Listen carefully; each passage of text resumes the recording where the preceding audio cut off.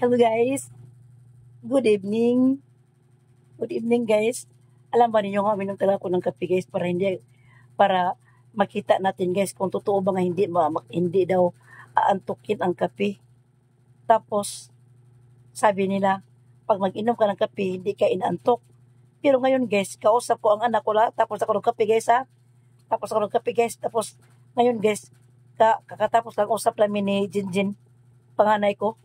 Tapos nahulog yung cellphone kasi nakatulog ako.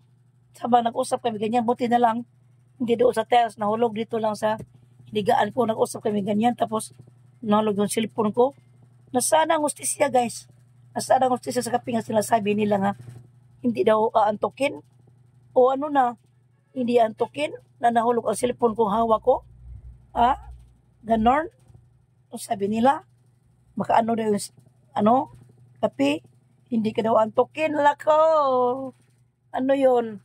Ano yung nangyari sa akin? Nahulog bigla. Nag-usap kami sinsin. Tapos, na pala ako, nagulat na ako kay nahulog. Buti na lang doon ako sa bila. Nahulog sa tiles yun. Diyos ko. Diba?